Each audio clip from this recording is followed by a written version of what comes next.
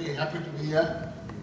And for nearly 20 years since I visited this campus, it has grown enormously in size. There are many more programs than we ever thought of at some time. Many of you may not know this is the first IIT that came up in 1951.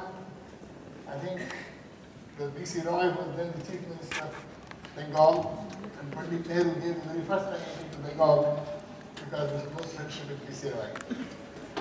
And the director of this institute, the first director, was a person who was the director of the Indian Institute of Science. And in fact, half the faculty of IIT Kharagpur then all came from IIT Kharagpur. Chemistry department, most of them were from Indian Institute of Science. In many branches of engineering, they were all from Indian Institute of Science. There were no professors when I was here. The head of each department was an assistant professor. Everybody else was a lecturer. So that is how it was. So my chemistry department had one assistant professor. Everybody else was a lecturer. It was a very small campus. Everyone knew everyone else. And of course, I worked in the old Hijri jail, the last room in the Hijri jail where my laboratory was. And of course, Sanjay Singh Ghosh was an extraordinarily visionary person. In fact, I always felt he was underrated in India. He was one of the first one to talk about energy as being important for India. Coal being very important. Doing Fischer-Tropsch synthesis to produce petrol in the laboratory. I mean, these are all things which people laugh at him. Well, you don't need all that. But today we can see what he talked about, the very issues that he raised, and the ones that are really burning issues of India today. Anyway, I stayed here about a year, just over a year, and at the age of 19 I came here. I left at the age of 20, exactly 60 years ago. As you can see, I'm just past 80 now. Well, today I'm not going to talk about my personal story, but the story of science. The science I'm going to talk about is not science and technology. Every body in India does that. The minute you mention science, they say science and technology. I don't want to do that. I just will talk about science. But when I say science, it includes engineering and many other areas, but not technology. But science, the way people have done over the past, the way science is moving, the way science will continue to move as long as human beings are around. The science I'm talking about is the result of the creative urge of man. It cannot be stopped. It has nothing to do with grants. It has nothing to do with governments. In fact, many people think, oh, science we are supporting from some department or the other in India, government of India. It's not their job to give some money, they are giving it, that's all. In fact, I have never felt grateful to any department for funds. So it is their job to give it, and that's all. I think science is that the way we respect science should be in a different way, because it's something that comes from sort of a distillation and fractionation of various ideas in people's minds, and eventually comes from some important discovery. And it is this science I'm going to talk about today, and a story of this science.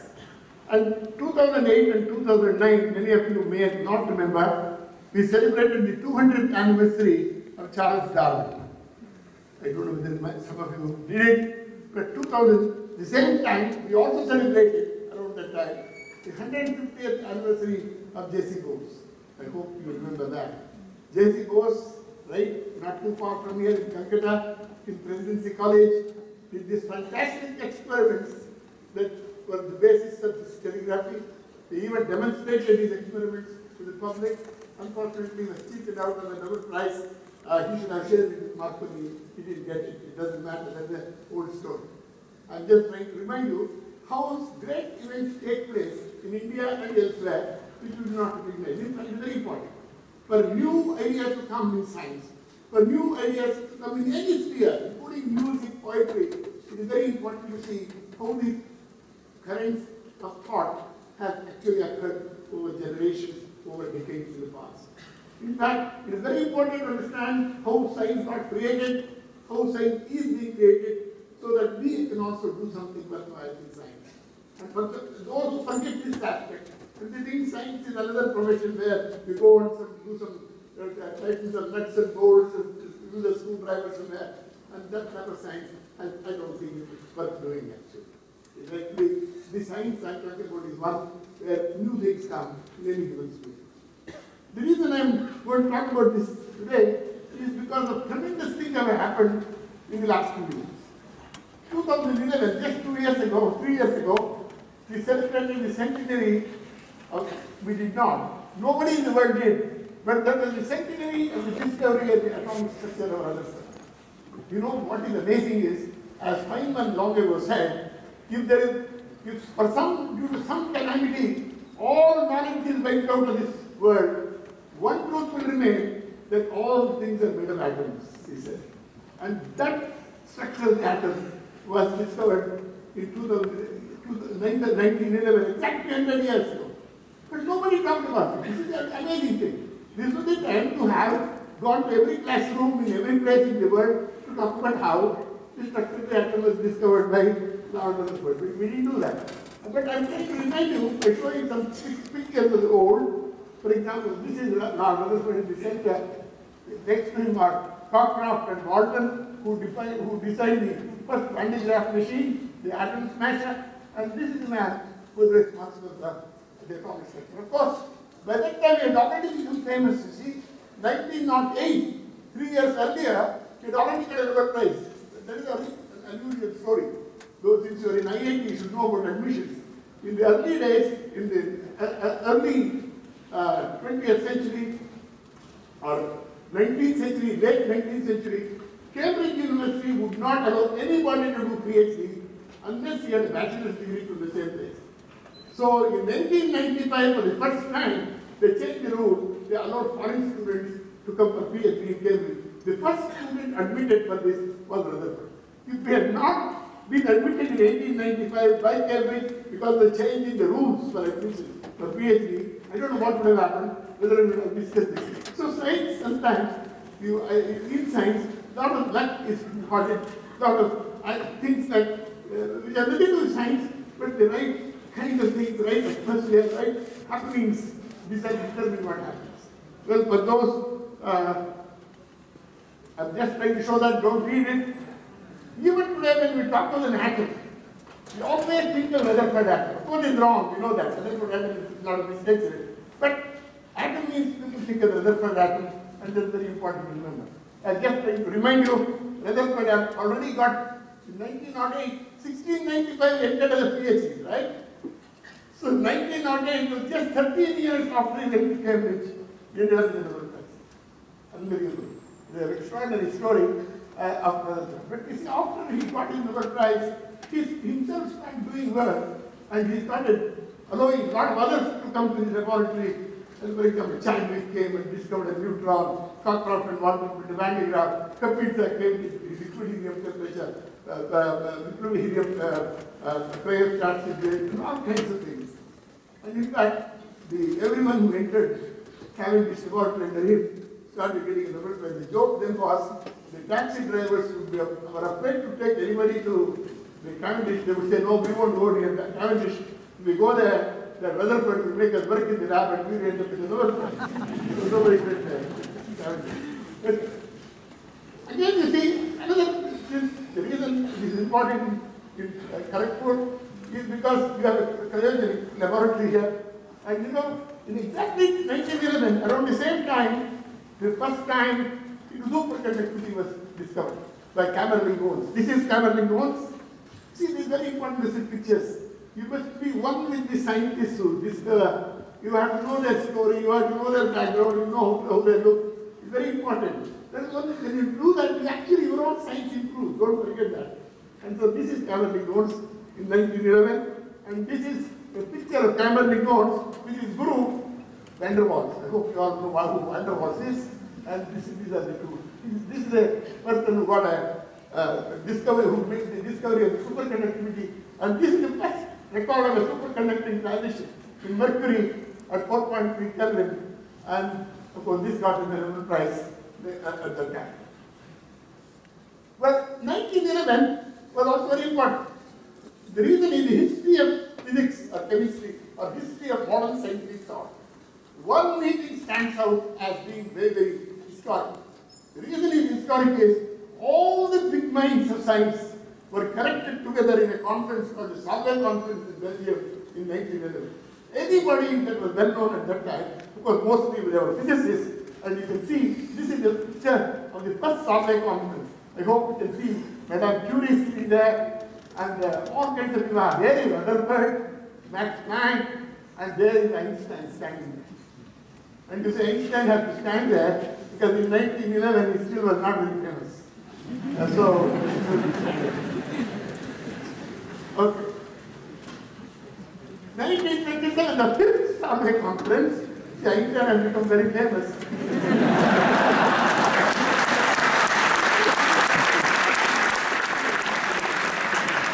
The reason is a very important picture in 1927 is not because of Nigel Einstein and Madame Curie has become much older, as you can see, and not all these people, I will not talk about them. There's this man here, Niels Bohr.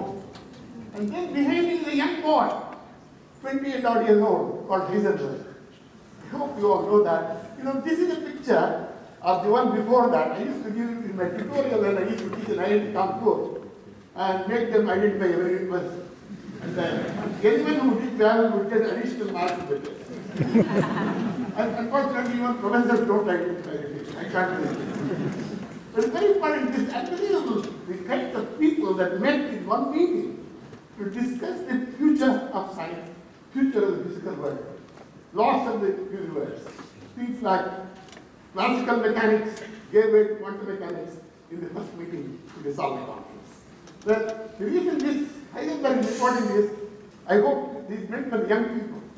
This is what bothers me. Heisenberg, at the age of 22, came as a project assistant, a lot of project assistant, I'm sure in IIT Kharagpur, there were no jobs, they worked for 2 years, over here, and a professor. He came to work under Niels Bohr.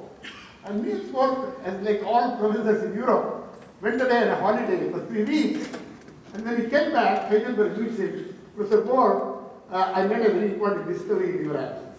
Oh, he said, so what did it show me? Well, I'll show you, but unfortunately I've already sent it for publication. And if you do this in Kharagpur, I'm sure they'll throw you out. But anyway, Niels Bohr was very upset.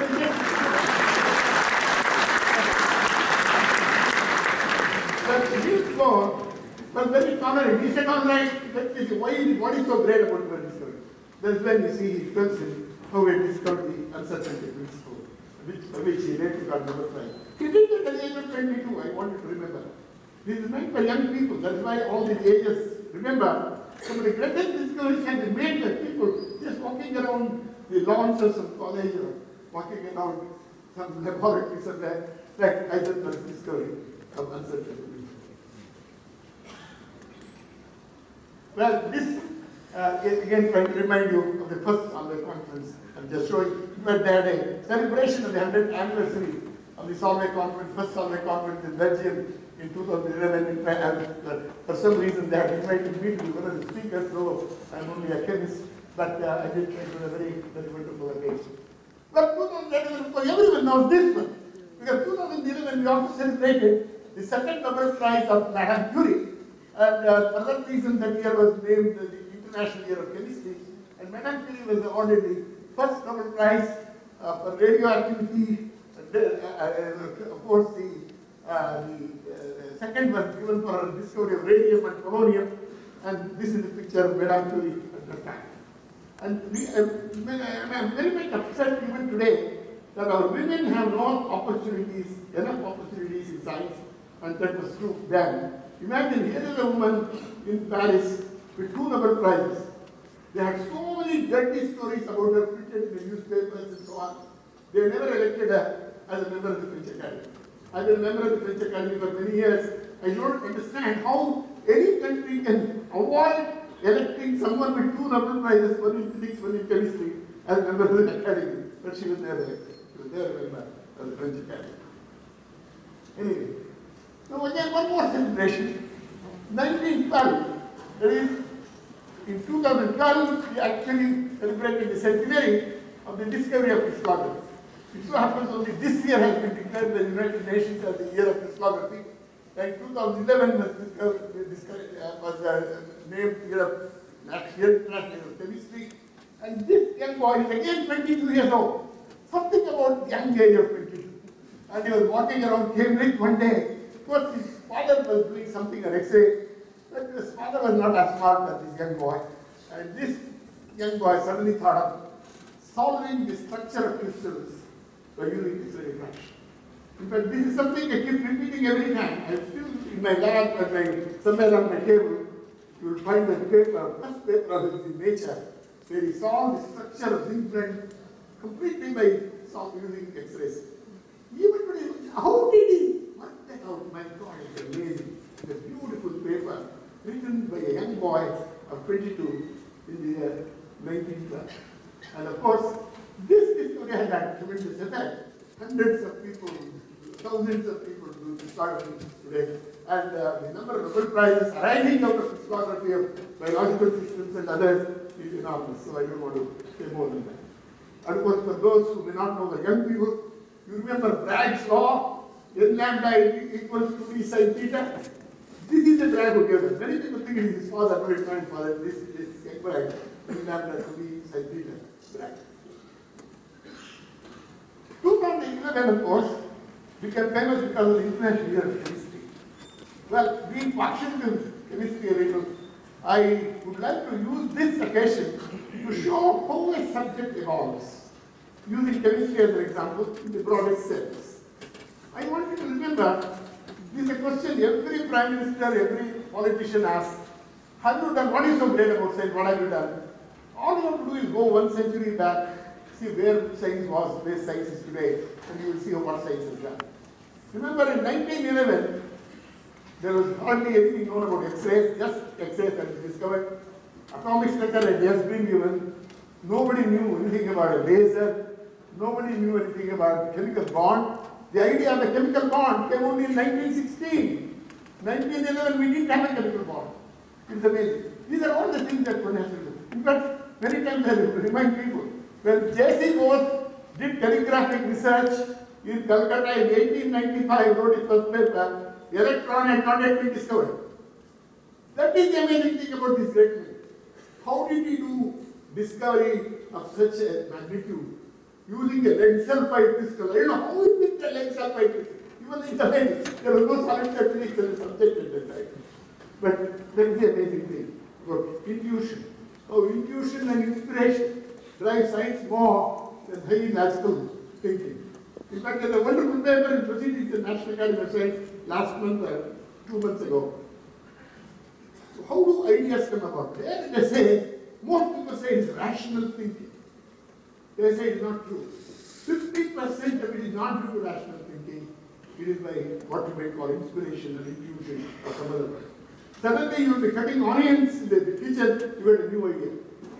What is cutting onions having to do with a new idea in science? I don't know. But many new ideas come, the most unexpected time. So the reason I'm telling you this is, the major ideas that have come in science have come only in the last 100 years. So if you went 100 years ago, science would be completely different. There's no DNA, no chemical bond, and so on.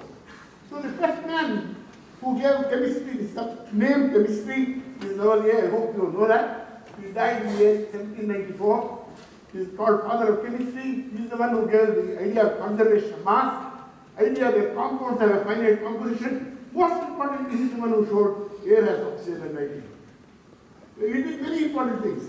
Unfortunately, his head was guillotined in 1794. There was the French Revolution. As you know, the king and queen of France were guillotined. They were also guillotined.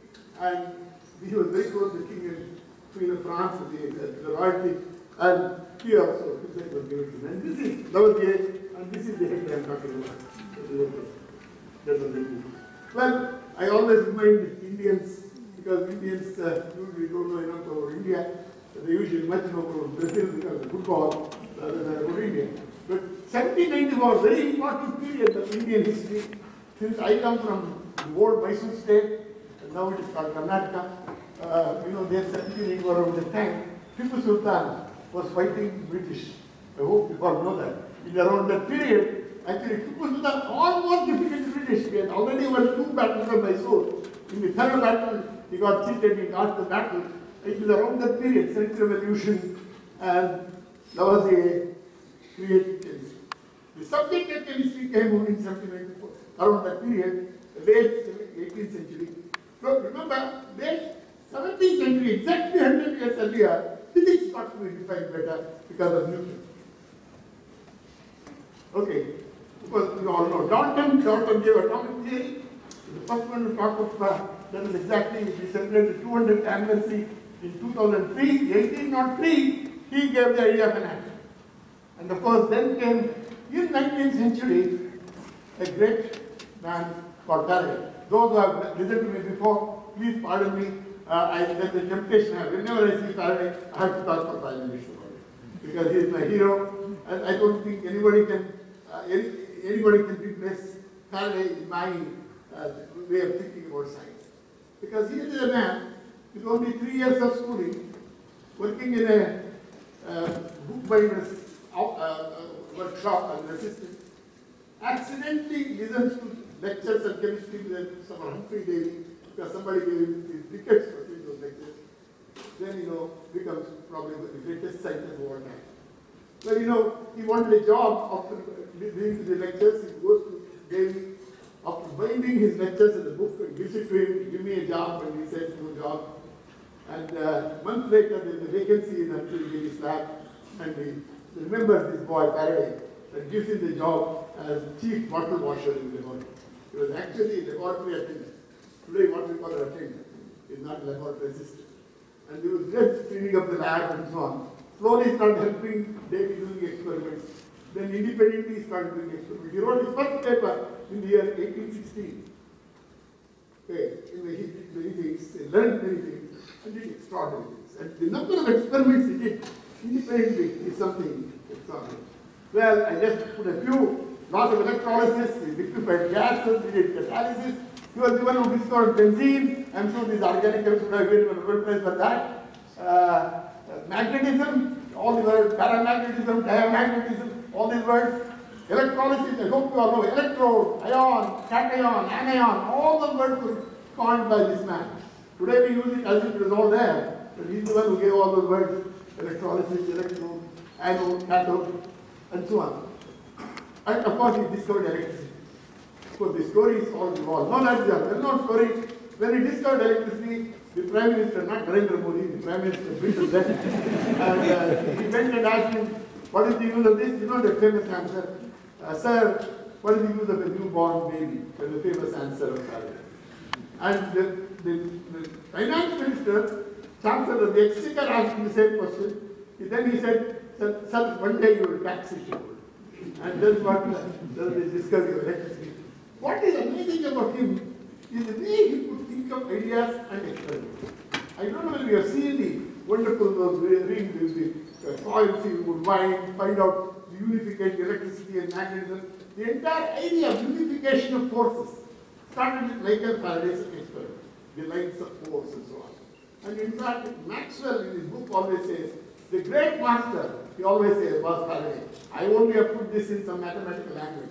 The real ideas came from Faraday. He gives complete credit to Faraday. Because this is a bit exaggerated maybe, but Faraday was a man who thought in those terms. Never having had a formal education, either in mathematics or in anything, I only attended school for 3 years. And in fact, people say, if he were alive in the 20th century, he would have got 5 or 6 Nobel Prizes. That was rather percent, at least 5 Nobel Prizes. But he was in the 19th century when there were no Nobel Prizes. What is also very important, very important for young people to know this, greatness in anything must go with simplicity. Just because you become great in something, don't behave like a mad guy after that. And that is very common in our society. People go crazy because they got something. And this man, when he got a letter from the Queen of England, dear Mr. Faraday, I would like to present you a knighthood who would have become Sir Michael Faraday. And he wrote back, my dear Queen, thank you so much, you have been so kind to me. But I am known as Michael Faraday, everybody calls me Mike. I want to remain that way. Please, thank you very much. He doesn't want it. And then, more difficult than that, he was asked by the Royal Society. He was really a man without any school education, he became a fellow of the Royal Society. And then they asked him whether he would like to become president of the Royal Society. And he wrote back, sorry, it was a great honor, but my place is in the laboratory. I think these are the lessons we should teach, we should remember, we should keep reminding ourselves, particularly the younger people, how people have lived as scientists. This is the life of a scientist. Not being tempted by stupid little things that come across on the wayside. President of Royal Society, this, that, so on. No. To become a minister, so immediately you run to deputy. No. Stay here, you are working in the lab. That is important. And his simplicity about his thinking. Not only simplicity, it is life as a human being, another being. So scientists can be very simple. So I always quote many experiments of Faraday. Because this, since they are school students, I want to tell this experiment. He wanted to know whether there was truth in the statement that oxygen was paramagnetic and nitrogen was diamagnetic. How do you do the experiment? Well, it was a simple experiment. He had a little magnet, very small, and he made soap bubbles containing oxygen, soap bubbles containing nitrogen, and made these bubbles go through this little magnet. The soap bubbles containing oxygen got stuck to the magnet. He said it is paramagnetic. The soap bubbles containing nitrogen didn't stick to the magnet. So he said it is not paramagnetic. Everything he did was extraordinary. I think there is one life that as a scientist that everybody should read. Scientists are not. Engineers, scientists, doesn't matter. It's the life of every day. So I'm just talking about it. Because when you celebrate science, you have to celebrate scientists of his career. Well, I'm just mentioning Mendeleev, just to tell you a story. There was an extraordinary Russian. He was a great patriot of Russia. Everyone knew him in Russia. People loved him. He was a great man. He was the one who brought about the periodicity of elements, periodic table. In 1906, he was about to get the Nobel Prize. The Nobel Committee actually said he should get the Nobel Prize. See, there is a joke about Nobel Prize. See, there is a lot of chance and a lot of trickery and a lot of undercurrents and so on. He was about to get it. He thought everyone getting it. Mendeleev to get it. But last minute he didn't get it. It was a Frenchman called Moissan who had discovered fluorine. What happened was Moissan was very ill. And the French people had all said, he was going to die, I don't think he'll be there for next year. We're going to give him this year. And then they left that door. 1907, we will give it to Mendeleev. But Mendeleev was also died. So Mendeleev could never get a Nobel Prize because 1906 he didn't get it. And Moissan got it. 1907 he was not alive. So he died during that year. Because you all know about elements. I just want to remind you, people tell you all kinds of things. That India knew how to make planes,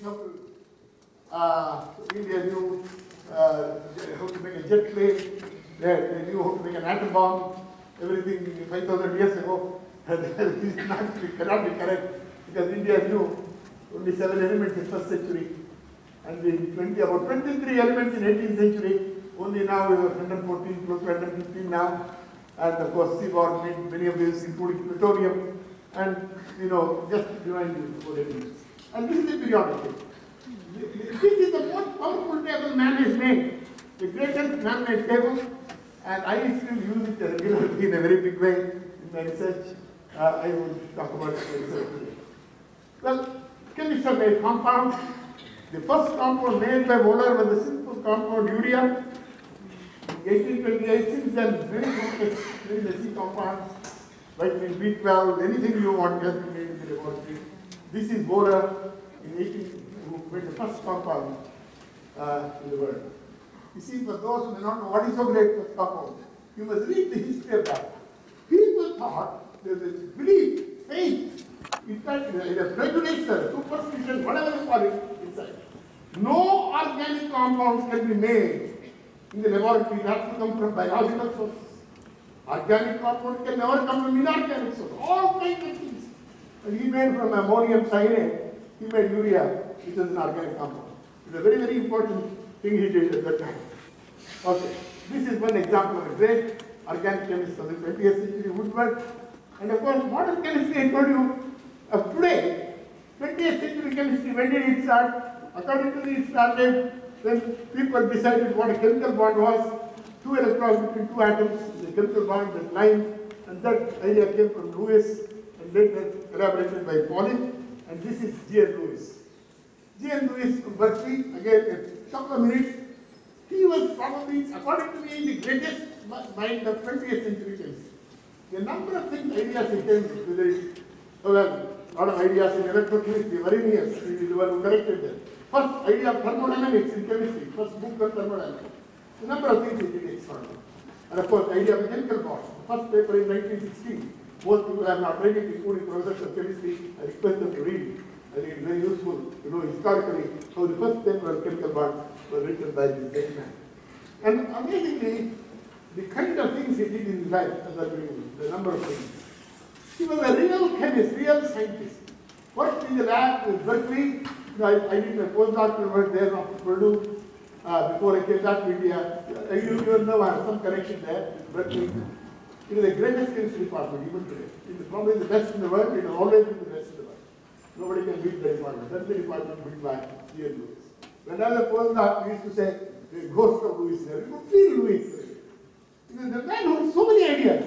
He never left Berkeley. He never went around giving lectures.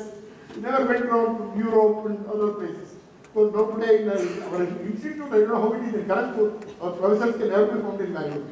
They're all somewhere else. The other day I called up a professor thinking he's in his lab. He said, well, I'm sorry, I'm in Paris, he said. Oh, I said, okay, this mobile, you call them, they're all over the world except in the laboratory. And that is a very shameful thing. At my age, I can do minimum 20 days, 20 days a month, I must be in the lab, average. You cannot do days hanging around all over the place. So the peculiar thing, being in committees, you think you run the world, no. The world kicks you out very soon. This man never left the lab. In fact, his personal assistant was Ben Seaborg, who discovered plutonium. Ben Seaborg's PhD thesis was Lewis acids and Lewis bases. And Ben Seaborg always used to tell me, he died some years ago. He would call me, come and see me at 8 o'clock, let us write this paper. Okay, I'll see you in the morning at 8. No, not morning, tonight, he would say. So he would sit at 8 o'clock till midnight, he would sit and dictate the paper. When his mind, his memory, and everything about G.N. Lewis was like that. The number of things he discovered. So he's the one who gave the idea of Lewis acid, chemical bond. And he was nominated with the Nobel Prize at 20 times or 30 times for the idea of chemical bond. Then the Nobel Committee said, chemical bond may not be so important in chemistry. Imagine. Amazing, that's actually what they said. And then when they did electrochemistry, ionic strength, not so important. Photochemistry was the only experiment of photochemistry. Well, I don't know photochemistry is so important in chemistry. Then what happened? One of his students, Harold Urey, discovered the element deuterium. And Urey was a student of G.N. Lewis. So many of the students of G.N. Lewis got Nobel Prizes. Urey was discovered deuterium, and he called Harold, hey Harold, what is this deuterium you have discovered? What is the use of an element? It is like a compound. So he made D2O into that using the electrochemistry stats we had in Berkeley. And we used to send anybody who wanted D2O small capsules. I hope you all know the use of D2O in India, everywhere, in reactors, everywhere. And then, he published 23 papers. So the first paper was deuterium oxide, D2O. How isotope effect in spectroscopy, isotope effect in biological systems, isotope protein, reactivity. In the end, Nobel Prize announced only for Harold Urey, but no G.N. Lewis. He was one of those guys who were against him, but a lot of prejudices. He never got it. Extraordinary. I give a lecture, separate lecture called The Man Who Did Not Get the Prize. It's about him. It's a 1 hour lecture today. I'm not going to talk about that. And this is Linus Pauling, who took up the idea of a chemical bond of Lewis and made it a big thing, the rise of the chemical bond. I'm showing this to you because I read that book just before I came to Kharagpur in 1953 or so. And that is when I decided I must work with Linus Pauling. So I wrote to him and I got a letter even when I was in Kharagpur. I'm no longer working on molecules. You work with another student of mine and all. I wrote back. And that Linus Pauling is this man. Okay, young man. I'm doing a young Linus Pauling with his wife who had just become an assistant professor in Caltech. Lewis did many things. I'm not going to talk about that. A great man who did it. The reason I'm telling you this is not for the world. Doing science to Lewis was heaven. It is really a way of his life. He never worried about prizes, I don't think. But of course, in the end, you see, he died. Nobody, I think 1 minute about his death, I hope you remember, I'll take a couple of more minutes maybe. That story of his death. One day, one of his students, who was a good friend of mine, who just died last year, Michael Kasha, who was at the University of Florida for many years, he told him, as his last PhD student, Kasha, I want you to do an experiment on the spectrum of these molecules, emission spectrum of molecules, in liquid hydrochloric acid, liquid HCl. He said, why? He said, no, HCl is a highly directly constant liquid, so I want to. And he said, no, I won't make it. HCl is such a poison. How can I make HCl liquid? I'm sorry, he told me. And then Lewis tells him, don't worry, I will make it for you. You go and have lunch. I will have it for you in an until, then you just do the measurement.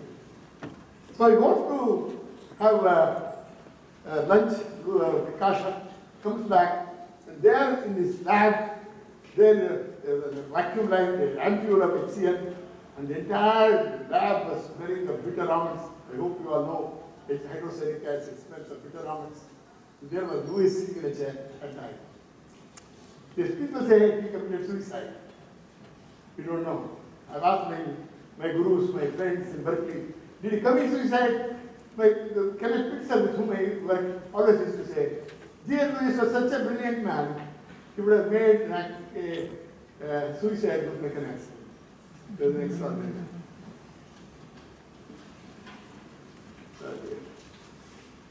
Well, after the chemical bond change, I'm going to make a big long show because chemistry is the word change. Many of you don't realize that. All of material science today, all of chemistry today, owe this to this discovery of chemical bond.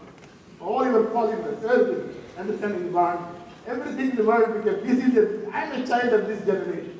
In 1950s, chemical bond became so important. My God, I want to work in molecular structure. That's one reason I ran to America to work on such things and stay in Kharagpur. Okay, of course, around that time also, in 1951, the alpha helix of the protein was solved by Linus Pauling in 1951, and of course, this is the alpha helix that started molecular biology. Chemistry gave rise to a new discipline called molecular biology because of this system. And this is how Linus Pauling looked at that time, 1954. You can, this is a real story of Kharagpur, so 1 minute for direction. 1 minute, because I will take his permission, you never know. 1954, I was here in Kharagpur, January. And then there was a rumor that Linus Pauling was coming to India. So where was he coming? Science Congress in Hyderabad. Imagine those days there was no reservation in train. Unreserved third class. There was no third class. Those days there were 4 classes. First class, second class, intermediate class, third class. British had many classes in trains. So third class, unreserved. Oh my God, I went all the way to Hyderabad to see Linus. I want to see. Spending my own money. Nobody gave me money from my And then there was no Linus Pauling. He didn't come because the Americans had then declared him as a communist, a terror to whatever, a threat to American security. So they wouldn't give him. In fact, even at that time, even Einstein wrote to the President of the United States, please don't do that. Eisenhower had just become president. Give him the whatever passport and all, but they wouldn't give him, so he couldn't come to India. And that this was passport. So you see accidents in science. Because of that, he couldn't attend 1952 meeting on nucleic acid DNA structure, DNA X-ray crystallography had been done by Rosalind in London. There was a meeting and she showed all these pictures. Linus Pauling couldn't see those pictures. Watson and Crick saw those pictures. If Linus Pauling was there, there would be no Watson and Crick. Linus Pauling would have had a third Nobel Prize, he would have done this structure in 2 days. He didn't know even the pitch of the DNA, nothing at all. And they fitted a model very brute force which they are brilliant, but Linus would have done it in that shop. But anyway, I'm a great hero. He is my great hero. And you must know him to believe. He could create ideas, think of things very fast, very, very extraordinary mind in structure, bonding. And just the way he did after helix. He already knew what a single helix is. Make a double helix will have nothing. So anyway, that passport picture, he lost the third Nobel Prize. Okay, chemistry in early days was known as structure, synthesis and dynamics. And what has happened in the last few years, this is how I only talk about chemistry. Every subject has happened. Material science has happened. Material science has went in all metallurgy, alloy. Today, very few people work on some things. A small number of partly they but not the major thing. Most material science is non-metallic now. That's where the real frontiers are. Chemistry, either you work in biology area or advanced materials. These are two main streams of chemistry today. If you are not in the area, you can go on doing it. I'm nothing against it. You can go on publishing, but nobody will read most papers. That's the problem. If you want to really make it great, you must pick the right thing. In fact, Faraday said long ago, no more whatever I say is a general nature. Faraday long ago said, picking the problem is the thing. Doing work is the easy part. That's true. In fact, today is the same problem. In fact, you have to pick a problem which is not in crowded areas. In fact, again, when I always read this poem of Bharat Prof, he says, two roads travel in a yellow bush. I'm sorry I could not travel both. I think the one which less traveled by, that has made all the difference. You have to take the only road to make success. And that's true even now. You have to pick the right problem in these areas to do anything. Well, I'll skip these things. You see, look at what has happened to chemistry. The National Academy of Sciences has written a report 2 years ago how chemistry of materials is my area of research. And solid state chemistry has become across the mainstream and an essential part of material science.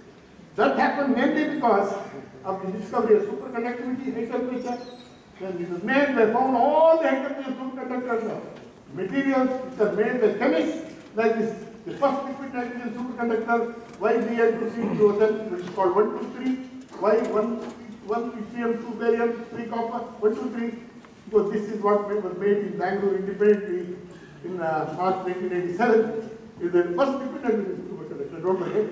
This changed the nature of chemistry in material systems. So, since then, chemistry has become a big thing. And since then, fullerenes have been discovered, nanotubes have been discovered, now graphene has been discovered and so on. Today, it started with molecules in chemistry. Today, chemistry has nothing with molecules. Molecules is a very small part of chemistry. So, those, a lot of chemistry, I'm sure in IIT Kharagpur, we do a lot of synthesis and a lot of calculations of molecules. They're both welcome. But the real feature and frontier is not in that. Because that's easy to, you can do most of those things very easily now, I think.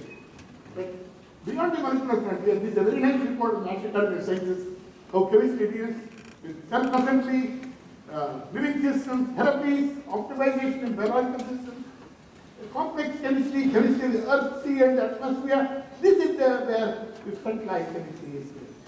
Particularly, we take one example. Some people ask, what area should we work in? Energy and environment. For example, all kinds of things will have chemistry in it, hydrogen energy, or use of solar energy, or fuel cells, batteries, catalysis, artificial photosynthesis. In fact, one of the very nice things is, there's an old story of Jules Verne in The Mysterious Island in 1874, where he says, well, this is what I read out what he wrote. And what will they burn instead of coal and crown? Water and hardness. But water decomposed into primitive elements. Yes, my friends, I believe that water will one day be employed as fuel. That hydrogen and oxygen, which constitute it, will furnish an inexhaustible source of heat and light. Water will be the core of the future. Well, the reason I'm showing that is, just the other day I was reading a very nice report of the US National Academy of Sciences and also some other important organizations where they say, should we make artificial photosynthesis a major national mission of the United States? And just last week I was reading this, I think in India we should be working on crop pollution science. Of course, water treating, artificial photosynthesis, very important area. This is one area I have started working in the last 2 years. I have very, very nice results of various kinds. I'm not giving a research seminar, I will not talk about that today. I would like to close my lecture by a few general comments. Sir, science is very demanding. The reason I asked was what did you do yesterday? You have to do every day something. And you remember the famous story of Faraday, let me remind you. There's a typical well-known story in 1833, December 24th, he wrote everything in a beautiful book, in a beautiful handwriting. And 24th December, he did experimental electronics or whatever. 26th December, he has done something else. Only one day he was missing in the book, 20th December, because that was Christmas Day. Only one day in the year he didn't do it.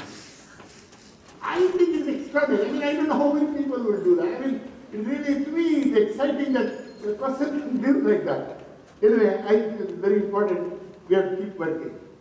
More than that, in India, it is very essential. One or two words about India, the present position of India. India, we are not doing well in quality science. Even in quantity, we are not doing well. We are still producing only 2.5% of world science, when China has already reached almost 15%. America is about 16%, and China will take over, and America will become number 2 very soon in quantity of them. In quality, America is still number 1, about 60% of the world top research comes from America. China is almost producing 5 to 10%, but India is less than 1% even now. So we have to do something. That is why IITs have a big responsibility. IITs are not just to train undergraduate engineers. It's only one small aspect of IIT. IIT is like an MIT. I still remember when Pandit Nehru came here for inauguration of this institute, he talking about these will be the Cambridge, MIT and Caltech of India. I think that's what it should be.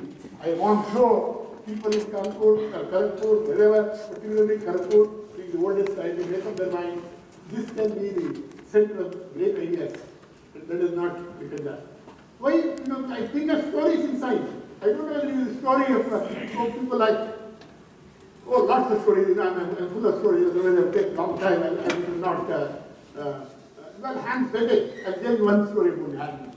Hans Bethe, a young man, you see, he was given a Sommerfeld gave a problem, why don't you work on the energy sub-ions in crystals? Well, after 2 years, he wrote this all in a book and went into the actually, and there was his PhD. You know what it was? Crystal field theory. And he would have, he easily could have got a blood pressure. The PhD thesis he wrote in that crystal field theory today. Unbelievable. And the same man, when he comes back eventually to the United States, in Cambridge actually, where he was without a job, he went to attend a seminar in Cambridge. And after that, he and his friend parents, both of them take a train going back to Birmingham or somewhere. And this guy, Chinese, you all know, the man who showed electrons, comes rushing to the train. I'm told you two are the best theoreticians here. Both were very young.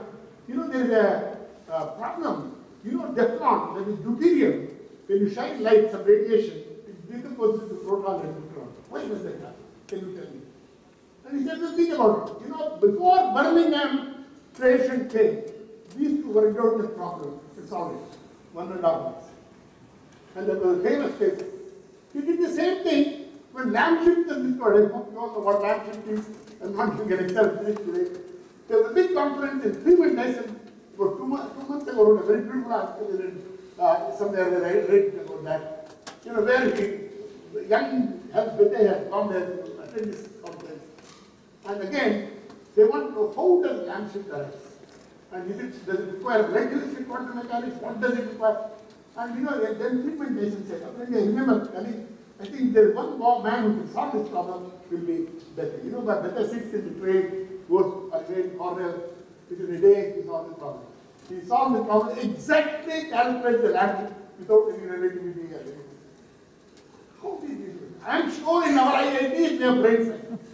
IIT Kharagpur will have large number of them who can do things like that.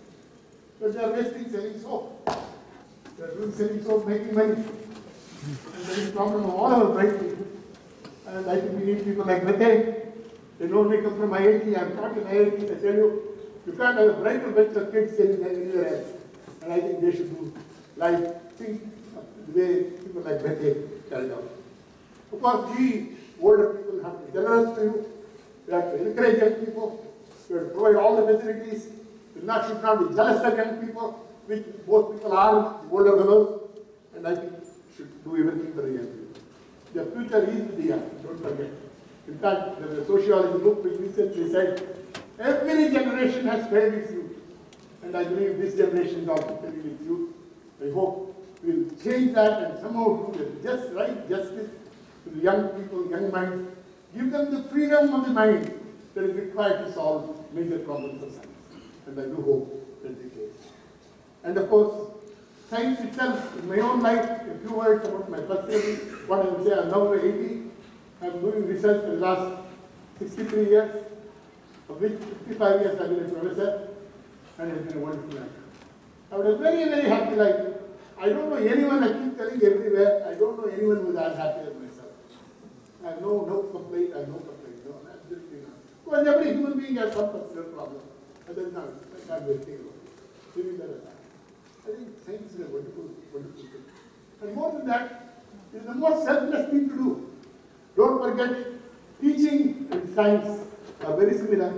A good teacher is a very selfless person. Well, he gives everything he has to the students. I hope that's true of IIT Kharagpur. And we're happy to have this teaching. And in fact, selflessness is something I've learned a lot from being a science, true science. And self-sacrifice is the worst enemy of man. I hope you all know the famous Buddha said that, everyone has said that. It is only the selfless man who is fearless. Most people are afraid. Most people can't tell the truth because they have a little selfish interest. The minute you are selfless, you can say what you feel. Without any fear, without any fear. And I would like to read out a nice poem from Gitanjali, the great Rabindranath Tagore quote. You know, this is another shame. Rabindranath Tagore got Nobel Prize exactly 100 years ago. This country has not stopped to be celebrated. We didn't even celebrate 150th anniversary of Vivekananda in the national. I think what Gitanjali, you know, in some big table, I read quite often. One of the poems 30 says, I came up alone on my way to my tryst, but who is that follows me in silent dark? I move aside to avoid his presence, but I escape him not. He makes the dust rise from the earth with his swagger. He adds his loud voice to every word that I utter. He is my own little son, my Lord. He knows no shame, but I am ashamed to come to thy door in his company. So the selflessness is essential for India's progress, particularly for India's science. And I hope our young people and old people will remember that. Doing science itself is a reward. You don't need any other reward. And that is very important to remember. Since we have very little time for India to make progress, another 10, 15 years, we have to do things very fast. As Kalidas said, time is the most precious thing. It is the most amazing property. Time is so valuable, he said, that the Creator thought it was so valuable, he only gave a limited amount to it. So to all of us, Kalidas said that is true. We are only for 100 years, not for 500 years. So we have to do it in a short time, whatever we are doing. And also, remember, anybody can do anything. That is anything. What is required to succeed in science is not brilliance. Brilliance is the important thing that comes last. Doggedness, perseverance, and dedication. Hard work, dedication. You have to be dogged, merciless, but don't give up. That is the first thing. A little intelligence is useful, but comes last. But unfortunately, these are the qualities I pray for every Indian, so India can become great. And also, your mind. How old am I? Well, how are you, you old fellow, 80-year-old? Why are you doing research? Well, I've beat all of you young guys. That is my thought. I want to beat everybody. I want young people to compete with me. My job as an old man is not to prove I'm old and bring down the necks of young people. To show I can work in such a way that young people think, why don't I work also? Look at that one fellow. I think it's very important for us to have a very objectives which are selfless, which are idealistic, which are something in mind. And mind is very important again. I keep quoting this everywhere I go. I keep quoting Kalidas everywhere. You remember the famous Kalidas, he says, Man mein Ganga, man mein Kashi, man mein dhyan karo. मन में शक्ति, मन में बुद्धि, मन में सब है. मन से सब कुछ है. Unfortunately, mind is something to lose very easily, and I hope India will not do that. I want to now close my lecture. You remember, in the life of a scientist, you see the real scientist. There's nothing else which is as good, except your personal life. Like I have a wonderful wife, I'm very grateful for that. Other than that, it is science that just kept me up whatever I am. It is not the gossip, it is not what others say, is not to say it is because science is the one that gives the direction to it. And it's been a wonderful life for him. And in fact, the only prayer I have is similar to what, again, Bismillah Khan has said about music. I think was one of the greatest musicians we had. I knew him personally. You know, he was one of those who sat with the banks of Ganges, went on playing Shehnai to Lord Vishnu. He was an extraordinary person, simple man. He used to feed 50, 60 people in his house every day. He was one of those simple, nice people. He said, what is it you want to do? What is it you want? He said, my God, oh God, as long as I live, let me be in the world of music. My prayer is the same, as long as I live, let me be in the world of science. Thank you so much.